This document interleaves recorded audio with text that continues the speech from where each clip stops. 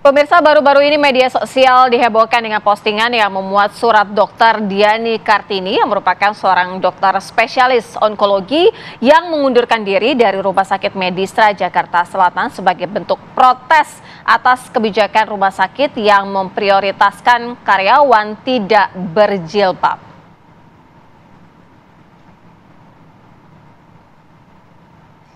Dalam postingan yang disertai dengan surat pengunduran dirinya, Dr. Diani Kartini juga mengirimkan surat protes ke Rumah Sakit Medistra.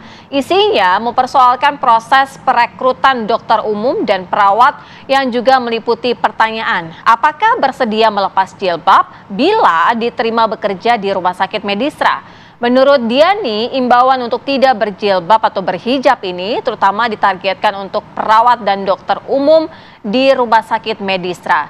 Sebagai dokter spesialis onkologi, Dr. Diani biasa ataupun bisa bebas berjilbab, namun ia tetap keluar dari rumah sakit karena kebijakan rumah sakit yang ia anggap tidak adil.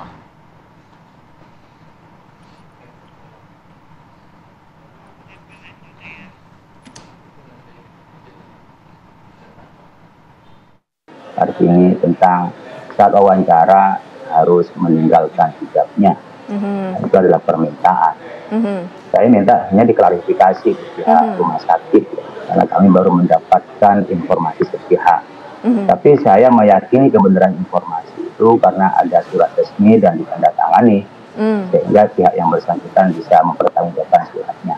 Oleh karena itu, tetap kita minta ada tabayun di rumah sakit itu tentang benar dan tidaknya.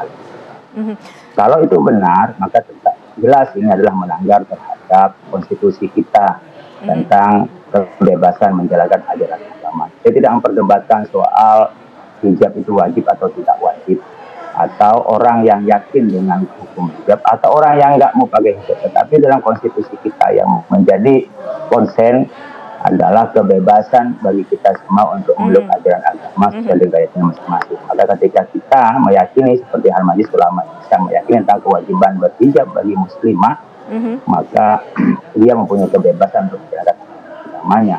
Ketika suatu institusi atau lembaga apapun di Indonesia yang melarang orang berhijab, maka dia bertentangan dengan konstitusi kita. Disitulah kami minta kepada pihak berwajib, Kemenkes, untuk meninjau kembali untuk operasi di rumah sakit ini karena bertentangan dengan kerangka besar kita hidup bersama, hidup bernegara di bangsa Indonesia. Apalagi yang ditolak adalah terpelajar. Di tengah langkahnya dokter-dokter kita di Indonesia ini kemudian didiskriminasi karena keyakinannya. Itu ini sangat menyakitkan bagi kita yang mendengarnya.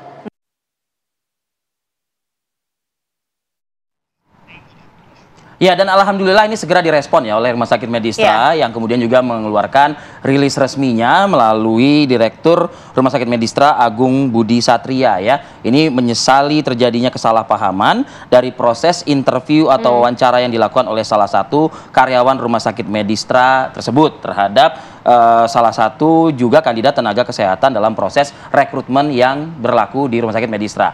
Sudah disampaikan dan ini sepertinya sudah juga beredar begitu ya di masyarakat pernyataan penyesalan dan permohonan maaf ini.